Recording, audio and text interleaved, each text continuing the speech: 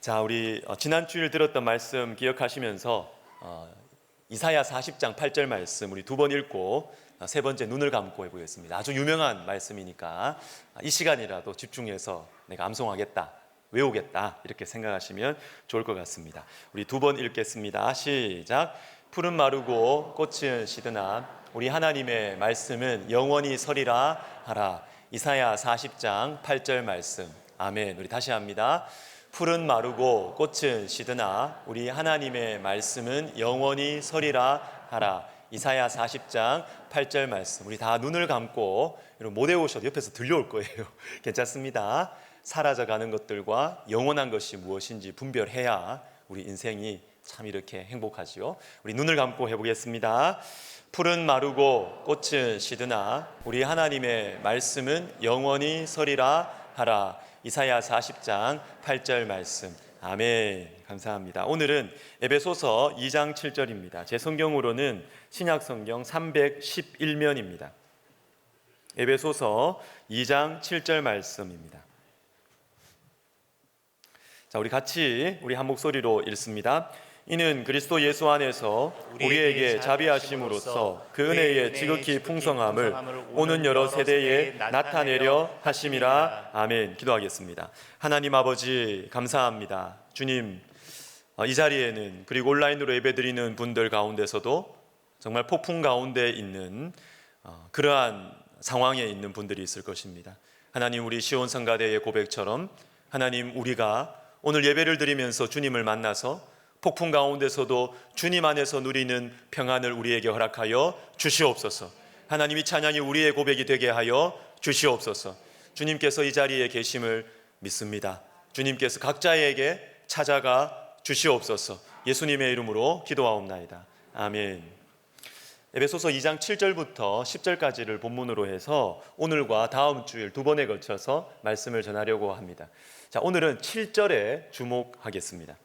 자, 예전에 제가 청년들을 섬길 때 어떤 청년들 결혼식, 제가 아는 청년의 결혼식에 간 적이 있는데요. 그 결혼식에서 주례 목사님의 말씀이 참 인상적이어서 지금까지도 가끔 생각이 납니다.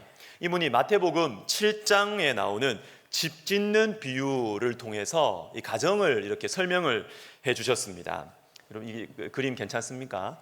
이 그림이 저희 딸하고 우리 방송팀의 김기동 집사님의 공동 작품입니다. 이분이 이렇게 설명을 해주셨어요. 인생은 마치 집을 짓는 것과 같습니다. 먼저 기초를 모래 위에 세워서 집을 지으면, 즉 손쉽게 고생하지 않고 인생을 시작하면, 예를 들어서 부모님 재산 물려받아서 또는 집 몇 채 사고 팔면서 가정의 기초를 그렇게 땀과 수고 없이 모래 위에다 집을 짓기 시작하면 처음에는 좋아 보이지만 언젠가는 무너집니다. 그러나 힘이 들어도 성실과 노력 위에 집의 기초를 다져야 합니다. 그리고 집에는 두 기둥이 있는데 남편의 사랑이라는 기둥과 아내의 순종과 존경이 그것입니다. 그리고 마지막으로는 제일 위에 하나님의 보호하심이라는 지붕을 잘 받들어야 합니다. 그런데 기둥에서 지붕으로 올라가기 전에 하나가 더 있다고 이분이 강조하셨습니다. 그것이 바로 창문입니다. 창문. 이 목사님께서 하객들에게 질문을 하셨어요. 가능하면 집들 중에 가능하면 창문을 작게 만드는 집이 어디일까요? 무슨 집일까요? 질문을 하셨습니다. 어디겠습니까, 여러분? 감옥입니다. 감옥입니다. 밖을 바라보지 못하도록, 꿈을 꾸지 못하도록 가능한 창문을 가장 작게 만드는 집이 감옥이다라는 것입니다. 그런데 좋은 집일수록 창문이 커요. 그리고 그 좋은 집 안에서도 가족들이 같이 모이는 거실은 창문이 넓고 따뜻하고 밝습니다. 여러분, 우리 가정에 있어서, 우리 개인의 인생에 있어서 창문이 뭐냐? 꿈이에요. 꿈. 비전입니다. 꿈입니다. 가정에 비전이 없으면, 우리 인생에 꿈이 없으면 우리 가정은 감옥과 같아지는 것이에요. 사랑하는 여러분, 여러분에게 꿈이 있으십니까? 나에게 꿈이 없다면, 나에게 살아가는 목적과 의미가 없다면, 창문이 없다면 우리 인생이 얼마나 어둡겠습니까? 우울함과 절망과 불평과 걱정을 이길 수 있는 길이 없습니다.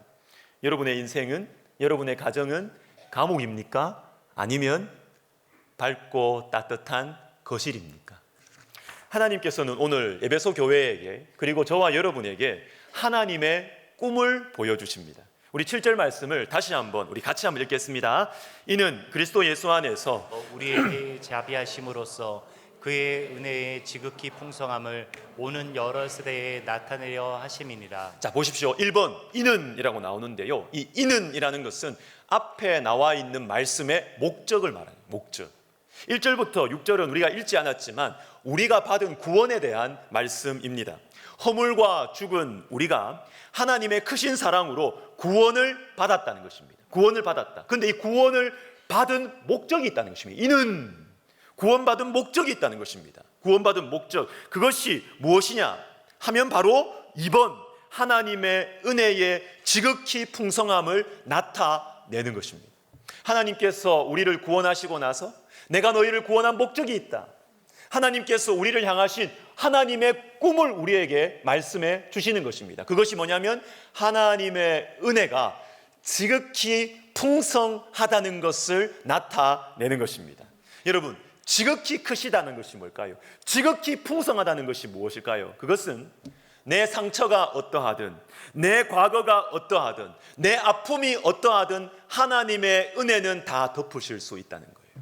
지극히 그냥 풍성한 것도 아니에요.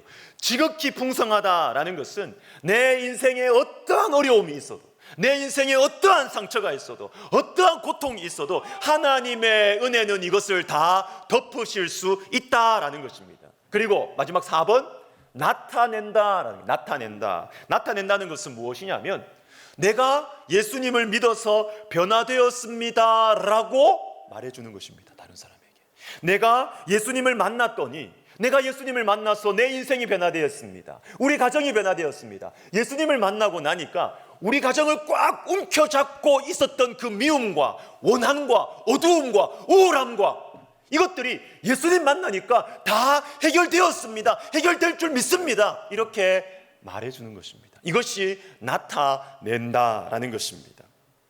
그리고 여러분, 말씀을 조금 더 보면 3번 마지막입니다. 3번 오는 여러 세대에입니다. 하나님의 은혜가 지극히 풍성하다는 것을 나타내는데 누구에게?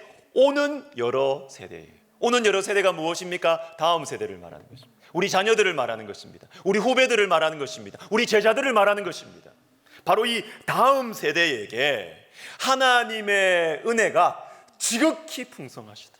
하나님의 은혜를 받기만 하면 어떠한 문제도 해결될 수 있다라고 오는 여러 세대에 나타내 주는 것, 이것이 저와 여러분을 향한 하나님의 꿈이다라는 것입니다. 그래서 여러분, 자녀들이 모일 때, 손주들이 모일 때 여러분 이것을 말해 주셔야 돼요.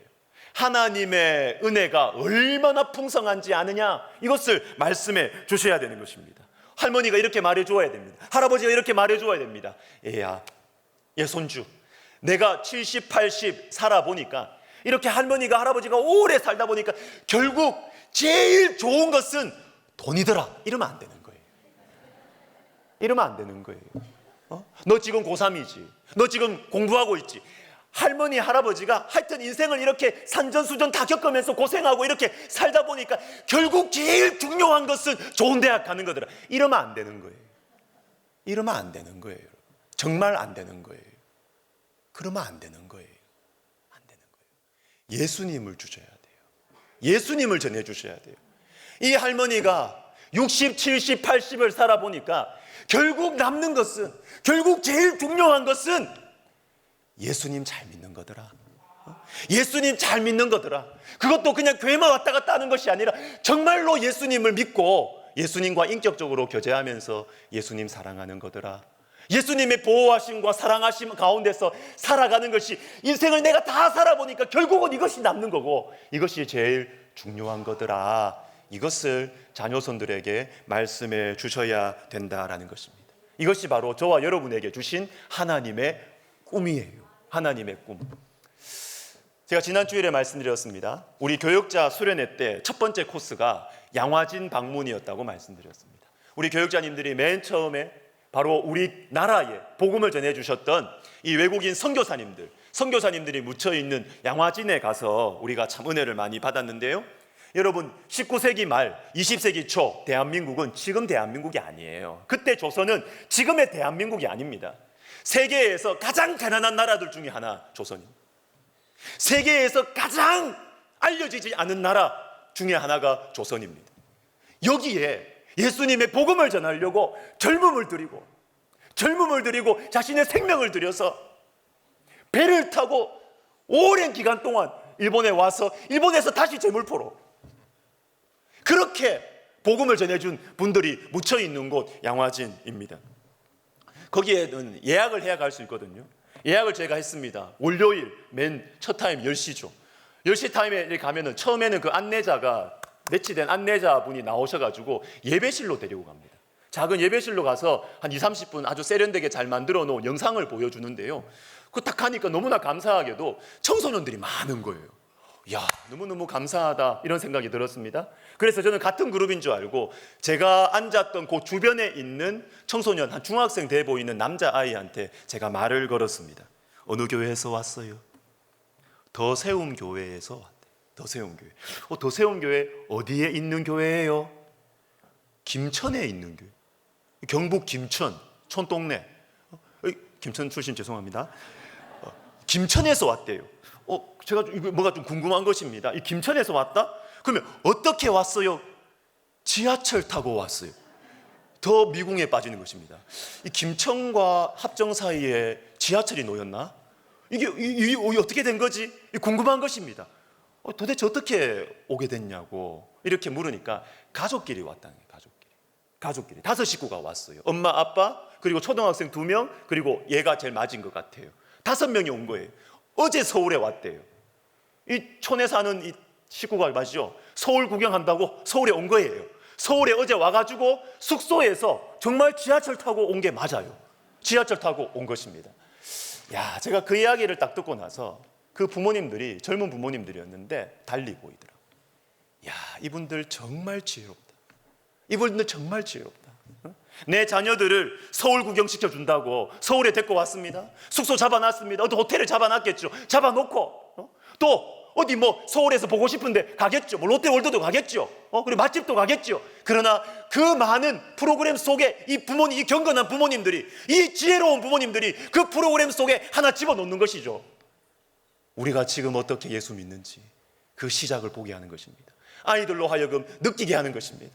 얘들아, 네가 그리고 우리가 예수를 믿는 것은 공짜로 된 게 아니다. 이분들의 피가 있었기 때문에, 이분들의 희생과 헌신이 있었기 때문에 우리 교회가 있는 것이고, 너가 나가 이렇게 예수를 믿는 거야. 이 하나님의 은혜의 지극히 크심을 아이들에게 오는 여러 세대에 나타내 주는 것입니다. 여러분, 얼마나 지혜로운 부모님들입니까? 얼마나 경건한 부모님들입니까? 여러분, 이런 부모님들 밑에서, 그리고 이런, 내가 더세움교회가 어떤 교회인지도 찾아봤어요. 찾아보니까 이 교회가 너무 좋은 교회예요. 이 좋은 교회예요. 여러분, 촌동네에 있지만 촌동네에 이런 교회가, 다음 세대를 위한 이런 교회가 있다면, 이런 부모님들이 있다면, 여러분, 그곳은 주변부가 아니고 중심이에요. 중심. 여러분, 그 교회에서, 그 부모님 밑에서 자라나는 자녀들은 중심이에요. 주인공이에요. 여러분, 이것이 바로 하나님의 사람의 모습인 것입니다. 사랑하는 여러분, 우리는 걱정하기 위해서 창조된 사람들이 아니에요. 우리는 두려워하기 위해서, 염려하기 위해서 구원받은 사람이 아니에요. 하나님께서는 우리를 통해서 하나님의 지극히 풍성하신 은혜가 나타나게 하도록 하기 위해서 우리를 구원하셨습니다. 우리를 창조하신 것입니다. 내 환경과 내 형편이 어떠하든지 지극히 풍성하신 은혜, 뭐죠? 이것들을 다 덮으실 수 있다는 거예요. 우리 다 덮으실 수 있는 지극히 풍성하신 하나님의 은혜가 내 상처를 덮고, 내 건강의 어려움을 덮고, 나의 무능함을 덮고, 내 인격의 연약함을 덮고, 이것을 오는 여러 세대에 우리가 나타내 주는 것이죠. 이거 위해서 하나님께서는 우리를 지으셨어요. 이것을 위해서 하나님 우리에게 구원을 주신 것이에요. 부담되시죠? 그런데 부담 가지실 필요 없습니다. 오늘 이 본문 말씀의 주어가 뭔지를 보십시오. 나타내려 하심이니라. 주어가 하나님. 주어가 하나님이에요. 주어가 하나님. 하나님께서 하신다라는 것입니다. 내가 예수님을 정말로 진지하게 믿고, 내가 예수님을 진지하게 영접하고, 그렇게 하면 예수의 생명이 내 속에 들어와요. 들어오게 되면 나도 모르게 나로 통하여서 하나님의 은혜가 나타나게 되는 것입니다. 하나님의 꿈이에요. 하나님이 함께 하시는 거예요. 하나님이 앞서서 하시는 거예요. 우리가 그러면 해야 될 일은 무엇이냐? 주님께서 나에게 사인을 주실 때 내 시간을 내어드리는 것입니다. 주님께서 나에게 사인을 주실 때 내 손을 내어드리는 것입니다. 내 발걸음을 내어드리는 것입니다. 내 물질을 내어드리는 것입니다. 내어드리기만 하면 주님께서 행하시는 것입니다. 하나님의 꿈이에요. 사랑하는 여러분, 저와 여러분에게는 하나님의 꿈이 있습니다. 하나님의 꿈이 내가 만들어낸 내 꿈이 아닙니다. 하나님의 꿈입니다. 내가 만들어내고 내가 말하고 설명하고 내가 외치다가 힘들면 나이 들면 그쳐지고 사라지는 것 아니에요. 그건 내 꿈이죠. 세상의 꿈이죠. 하나님의 꿈이 우리에게 있는 것입니다. 하나님의 은혜가 나를 변화시키셨다. 하나님의 은혜가 우리 가정을 변화시키셨다. 하나님의 은혜가 내 마음대로 살던, 내 기분대로 살던 나를 변화시켜서 예수님 닮아가고 싶은 마음이 생기게 하셨다. 이것이 하나님의 꿈, 저와 여러분에게 있는 것입니다. 저와 여러분이 예수님의 보혈을 믿어서 정말로 구원받은 사람이 맞다면, 정말로 우리가 예수님을 영접한 사람이 맞다면, 우리가 가는 곳마다 자연스럽게 우리 마음에서 뭐가 꿈틀꿈틀할 거예요. 꿈틀꿈틀할 거예요. 계획 안 하셔도 돼요, 여러분. 그 일 잘 몰라도 돼요. 꿈틀꿈틀할 때 내어드리면 돼요. 꿈틀꿈틀할 때 내 시간을 내어드리면 돼요. 그러면 하나님께서 나타내십니다. 하나님의 꿈이기 때문에. 여러분, 그 꿈이 사도 바울처럼 땅끝까지 복음을 전하는 큰 꿈을 받은 사람도 있습니다. 요한 웨슬레처럼 우리 지역이 내 교회다, 이 정도가 아니라 기도하는 중에 영적인 비전을 갖는 것이죠. 전 세계가 나의 교구라는 원대한 꿈을 받는 사람들도 있습니다. 유명한 분들이고 대단한 분들이죠. 그러나 여러분, 그런 분들만 있는 게 아니에요. 히브리서 11장에 나오는 말씀처럼 또 어떤 이들은 조롱과 채찍질뿐 아니라 결박과 옥에 갇히는 시련도 받았으며, 주님을 위해서 시련을 받았는데, 주님을 위해서 조롱을 받았는데 이름도 안 나와 있어요. 또 어떤 이들은 이름도 없이 숨겨져서 아무도 모르게, 그러나 진실한 신앙을 가지고 주님을 위해 조롱받으며 살아갔던 그런 분들도 있는 것입니다. 여러분, 우리의 믿음의 선진들이 그랬죠. 우리 할머니들이 그랬죠. 우리 엄마가, 우리 아버지가 그랬죠. 가난했습니다. 멸시받았습니다. 배운 거 없습니다. 일자무식입니다. 그러나 예수님을 진실하게 만나고 보니까, 예수님의 복음을 만나고 보니까 세상이 달라고 자포자기하게 살 수가 없어요. 자녀들을 대충 기를 수가 없어요. 자녀들을 보니까 다니엘이 겹쳐 보여요. 우리 집은 뒷받침해 줄 수 있는 게 없어요. 나는 배운 게 없어요. 나를 뒷받침해 줄 수 있는 백도 없어요. 아는 사람도 없어요. 그러나 예수님을 진짜로 믿고 나니까, 하나님의 말씀이 내 속에 들어오고 나니까, 가난한 집에서 저렇게 구슬치기 하고 있는 아이들을 볼 때, 내 아들을 볼 때 기도하고 싶어지는 거예요. 하나님께서 이 아들을 다니엘처럼 세우실 것만 같은 그 마음의 꿈이 내 안에서 생기는 것입니다. 나는 무식하고 나는 가난한데 주님이 내 속에 들어오니까 자녀들이 달리 보이는 것이에요. 이 자녀들을 통해서, 우리 가정을 통해서 하나님께서 하나님의 은혜에 지극히 크심을 나타내시겠구나. 기도하고 싶어지는 거예요. 예수님 만나면 기도하고 싶어져요. 예수님 만나면요, 꿈이 자꾸 꿔져요. 꿈이. 그래서 기도하고 싶어요. 대충 살 수가 없어요.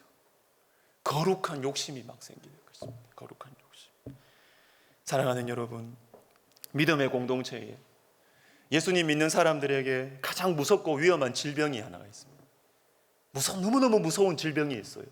그것은 영적 패배의식과 냉소주의. 안 된다, 이거. 다 해봤다. 별 것 없다. 내 예전에 다 해봤다. 정말 그건 자기도 죽이고 옆에 있는 사람도 죽이고 공동체도 죽여요. 영적 패배의식과 냉소주의, 정말 나쁜 겁니다. 이 마음을요, 이 질병을 이겨내지 못하면 아무리 영적인 체험이 많고 과거에 아무리 영적인 지식이 많고 해도 여러분, 그 사람은 오는 여러 세대에 하나님의 은혜를 나타낼 수가 없습니다.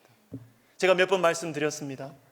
긍정적인 성격을 가진 사람은, 긍정적인 사람이 반드시 성령 충만하다고 말할 수는 없어요. 그러나 반대는 됩니다. 성령 충만하면 반드시 긍정적입니다. 긍정적인 사람, 그 기질 자체가 긍정적인 사람이 있을 수 있습니다. 근데 긍정적이라고 해서 다 성령 충만하다고 볼 수는 없어요. 그러나 성령 충만을 받으면, 하나님을 만나면, 하나님이 가까워지면, 하나님의 은혜를 받으면 그 사람은 반드시 긍정적인 사람이 됩니다. 자기 성격과 관계없이 해보자, 하면 된다, 할 수 있다, 이런 생각이 드는 것입니다. 내가 마음이 아니에요. 주님이 내 속에 들어오시기 때문에 그래요. 그런데 여러분, 이 영적인 패배의식과 냉소주의가 언제 생기는 줄 아십니까? 누구에게 생기는 줄 아십니까? 예수님 금방 믿은 초심자들한테 생길까요? 아니면 신앙생활 오래 하신 분에게 생길까요? 누구에게 생길까요? 신앙생활 오래 하신 분들에게 생겨요. 다 해봤다는 거죠. 네, 다 해봤다는 거죠. 별거 없더라는 것이죠. 다 해봤다는 것입니다. 여러분, 하나님의 꿈에 대해서 더 이상 가슴이 뛰지 않는 상태. 하나님의 꿈? 인생이 얼마나 고통스러운데 아직도 꿈 이야기를 하냐? 네가 고생을 안 해봐서 그렇구나. 네가 요즘에 형편이 좀 편하구나. 맞아요. 현실입니다. 그럴 수 있습니다. 그러나 여러분, 기억하십시오. 하나님의 꿈을 이야기하는 오늘 본문 에베소서는 옥중서신입니다. 감옥에서 주어진 말씀이에요. 비전이 없고 꿈이 없는, 창문을 최소한 작게 만든 이 감옥에 있는 하나님의 사람 사도 바울에게 주님께서 하나님의 꿈을 이야기합니다. 사도 바울의 가슴이 막 뛰는 것입니다. 감옥에 있는데, 형편이 이렇고 현실이 이런데 가슴이 막 뛰는 것입니다. 예수님을 닮아가고 예수님을 전하고 싶은 하나님의 은혜의 지극히 풍성함을 오는 여러 세대에 나타내고자 하는 하나님의 꿈을 나 자신에게도, 그리고 에베소 교회와 저와 여러분에게 말씀해주고 싶으신 것이지요. 사랑하는 여러분, 영적 패배의식과 냉소주의에서 일어날 때가 되었습니다. 하나님의 꿈에 대해서 다시 우리의 가슴이 뛰어야 할 때가 되었습니다. 말씀을 마무리하겠습니다. 영적 패배의식과 냉소주의에 빠져있는 사람들 속에는요, 그리움이 있어요. 겉으로는 굉장히 냉소적이고 다 아는 것처럼, 본인은 안 하면서 다 아는 것처럼 팔짱 딱 끼고 냉소주의, 안 된다, 다 해봤다, 별거 없다. 그러지만 마음 속 깊은 곳에는 아련한 아픔이 있습니다. 아픔이. 나도 예전에는 안 그랬었는데, 나도 예전에는 안 그랬었는데. 그래서 하나님의 꿈을 꾸고 외치는 사람들을 겉으로는, 말로는 냉소적으로 그렇게 반응하지만 마음 깊은 곳에서는 눈물이 흘러요. 눈물이 흘러요. 나도 저럴 때가 있었는데, 나도 정말 주님을 믿고 정말 순수하게, 정말 닳고 다른 모습이 아니라 정말 순수하게 예수님 믿고 예수님의 그 표심팔과 능한 손을 의지하고 단순하게 사랑하고 단순하게 섬기고 단순하게 살아갈 때가 나도 있었었는데, 그리움과 눈물이 있어요. 사랑하는 여러분, 일어나야 할 때가 되었습니다. 계속 그 상황 속에 잠들어 있으면 안 돼요. 일어날 때가 되었습니다. 주님, 저에게도 하나님의 꿈을 주시옵소서. 하나님 아버지, 주님, 저를 지금 다시 또 만나 주셔서 하나님의 은혜가 나를 변화시킬 수 있음을, 하나님의 은혜의 지극히 풍성하심을 지금 저에게 다시 부어 주시옵소서. 그리고 오는 여러 세대에 하나님 나에게 붙여주신, 가까이 멀리 붙여주신 그 사람들에게 오는 여러 세대에 내가 만난 주님을 나타내게 하여 주시옵소서. 주님, 그러나 저는 자신이 없습니다. 그러나 주님께서 나타내게 하려 하신다고 하셨사오니 주님, 나의 발과 손과 물질과 내 시간을 주님께서 사인을 주실 때 내가 내어드리겠습니다. 주님 일하여 주시옵소서. 주님 나로 하여금 하나님의 꿈이 내 속에 들어와 흘러가게 하여 주시옵소서. 여러분, 이 기도를 주님 너무 기뻐하세요. 내 자녀가 살아나고 있기 때문에. 여러분, 오늘 우리가 이 말씀을 붙들고 정말 진지하고 진실하게 주님이 기뻐하시는 이 기도를 할 때 주님의 꿈이, 하나님의 꿈이 여러분 속에 쑥 들어가게 될 줄로 예수님의 이름으로 축복합니다. 본문 말씀 다시 한번 읽고 우리 찬양하겠습니다. 이는 그리스도 예수 안에서 우리에게 자비하심으로써 오는 여러 세대에 나타내려 하심이니라. 아멘. 우리 같이 원하고 바라고 기도합니다. 우리 찬양합시다.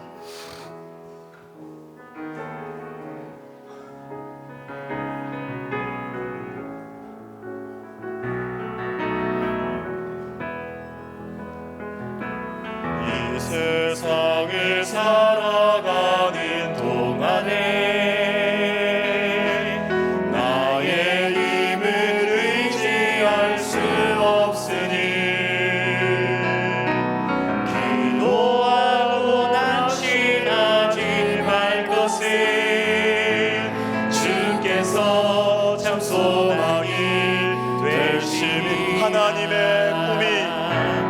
하나님의 꿈이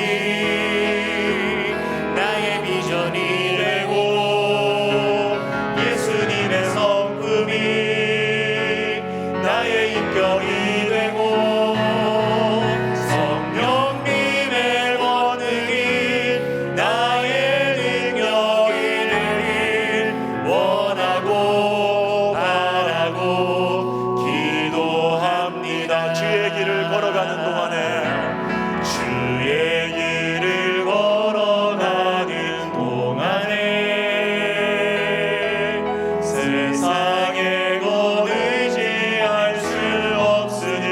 감사합시다.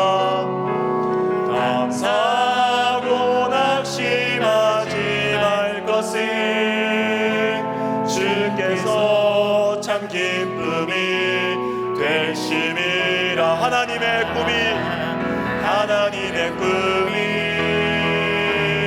나의 비전이 되고 예수님의 성품이 나의 인격이 되고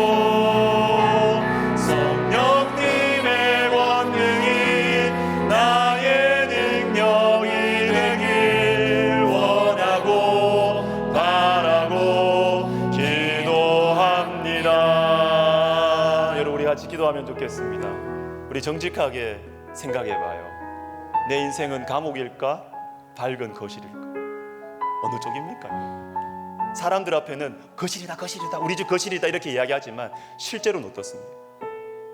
내 인생은 감옥입니까? 거실입니까? 여러분, 우리가 주님을 진짜로 믿으십니까? 그러면 하나님의 꿈이 우리에게 주어지는 것입니다. 예수님이 여러분 가운데 계십니까? 아니면 지금 내가 예수님을 믿노라고 지금 영접하셔도 됩니다. 그러면은 예수님을 닮아가고 전하는 꿈은 여러분의 것입니다. 우리 이 시간 기도합시다. 주님, 제가 지금까지 사단의 거짓말에 속아서 마치 예수를 믿은 것이 걱정하기 위해서 구원받은 것처럼, 두려워하기 위해서 예수 믿은 것처럼, 여러분 그건 진지한 게 아니에요. 거짓말에 속은 거예요. 하나님 아버지, 이제는 내가 이 어두움과 우울함과 게으름과 불평으로 가득 찬 주님 제 영혼을 벗어나서 주님, 이제 지금 주님 제 영혼을 주님 앞에 내어드립니다. 주님의 꿈이 나에게서 다시 일어나게 하여 주시옵소서. 주님의 찐의 지극히 크심이 내 가운데 나타날 수 있도록, 하나님 오는 여러 세대에 나타날 수 있도록 하나님 내가 다시 일어나게 하여 주시옵소서. 기도하겠습니다. 하나님 아버지, 감사합니다. 주님, 우리가 사단의 거짓말에 속고 있습니다. 하나님 아버지, 내 마음속에 있는 어두움과 우울함과 하나님 아버지, 시기에 따라서 그럴 수는 있지만 하나님 내 마음에 근본적으로 주님이 주신 기쁨을 잡고 있지 못하고 있는 우리의 모습을 주님 보게 하여 주시옵소서. 하나님 아버지, 나는 예수를 믿지만 내 인생은 감옥과 같습니다. 하나님 아버지, 나는 예배를 드리고 있지만 내 인생은 감옥과 같습니다. 하나님 아버지, 주님의 빛을 비추어 주시옵소서. 하나님, 내가 예수님을 믿습니다. 진짜로 믿습니다. 정말로 믿습니다. 하나님 아버지, 나에게 예수님의 빛을 비추어 주셔서 감옥 같은 내 인생이 밝고 따뜻하고 환한 아름다운 집, 거실이 되게 하여 주시옵소서. 여러분 다시 한번 기도합시다. 여러분 앞에 한번 보셔요. 요 문장을 여러분 기도하시면서 막 선포를 하십시오. 여러분 생각대로 마음이 되는 게 아니에요. 때로는 내 생각과 내 감정이 이해가 안 돼도 선포를 해야 될 때가 있습니다. 주장을 해야 될 때가 있습니다. 그러면 이 역사가 일어납니다. 저는 하나님의 꿈을 위해 창조되고 살아가는 사람입니다. 하나님 앞에 기도하면서 이걸 막 주장하셔야 돼요. 하나님, 저는 걱정하라고 구원받은 사람 아닙니다. 주님, 저는 두려워하고 염려하라고 나를 창조하신 건 아니지 않습니까? 주님, 저는 하나님의 꿈을 위해 창조됐습니다. 하나님, 저는 하나님의 꿈을 위해 구원받았습니다. 하나님의 꿈을 위해 예수님의 보혈이 흘려졌습니다. 여러분, 이것을 주장하시라고요. 주장하면서 하나님, 제 인생을 살려주십시오. 제 영혼을 일으켜주십시오. 저를 살려주십시오. 우리 가정을 살려주십시오. 여러분, 손을 우리 가슴에 얹고 우리 이 시간 주장하면서 주님 앞에 우리의 영혼을 축복해달라고 같이 한번 기도하겠습니다. 오 하나님 아버지, 하나님 아버지 도와주시옵소서. 오 하나님 아버지, 저는 걱정하기 위해서 구원받은 사람이 아닙니다. 하나님 아버지, 염려하기 위해서 구원받은 사람이 아닙니다. 저는 하나님의 꿈을 위해서 창조받았고 나는 하나님의 꿈을 위해서 구원받은 존재임을 제가 믿습니다. 예수님의 그 보배로우신 피가 하나님의 꿈이 내 가운데 이루어지게 하기 위해서, 예수님의 그 보배로우신 피가 하나님의 꿈이 내 가운데 이루어지는 이 놀랍고 행복하고 이 기쁜 인생을 위하여 주님께서 나에게 구원을 주시고 주님께서 나에게 보배로운 피를 흘려주심을 내가 믿습니다. 오 하나님 아버지, 하나님 아버지, 사단의 거짓말에 속지 않게 하여 주시옵소서. 하나님, 내 감정에 파묻혀서 하나님 사단의 거짓말이 주는 우울함과 어두움과 이 아버지 하나님이여 슬픔과 괴로움 속에 하나님 내 영혼이 그 늪에 빠지지 않도록 주님 도와주시고 일어서게 하시며 기도함으로 믿음으로 일어설 수 있도록 하나님 도와주시옵소서. 하나님의 꿈이 지금 이 시간 내 마음속에 들어오기를 원합니다. 예수의 새 생명이 내 속에 들어오기를 원합니다. 주님 감사합니다. 예수님의 이름으로 기도드립니다. 아멘. 아멘. 다 같이 일어나셔서 우리 방금 부른 찬양 다시 부르시면서 우리가 헌금하시겠습니다.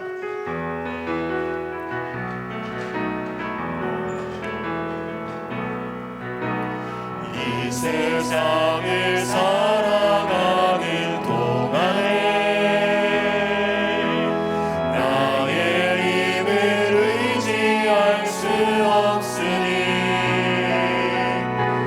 기도하고 낙심하지 말 것을 주께서 참 소망이 되시리라. 우리 2절 합시다. 주의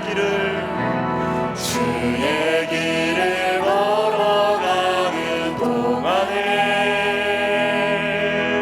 세상에 더 의지할 수 없으니 감사합시다. 감사하고 낙심하지 말 것은 주께서 참 기쁨이 되시. 우리 1절 다시 합시다. 이 세상을 살아가는 동안에 세상을 살아가는 동안에 나의 힘을 의지할 수 없으니 기도합시다. 기도하고 낙심하지 말. 주님께서 참 소망이 되십니다. 주께서 참 소망이 되심이라. 주의 길을 걸어가는 동안에 주의 길을 걸어가는 동안에 세상에 더 의지할 수 없으니 감사합시다. 감사하고 낙심하지 말 것은 주께서 참 기쁨이 되심이라. 할렐루야. 하나님의 꿈이 나의 비전이 되고 예수님의 성품이 나의 인격이 되고 성령님의 권능이 나의 능력이 되길 원하고 바라고 기도. 다시 합시다. 하나님의 꿈이 나의 비전이 되고 예수님의 성품이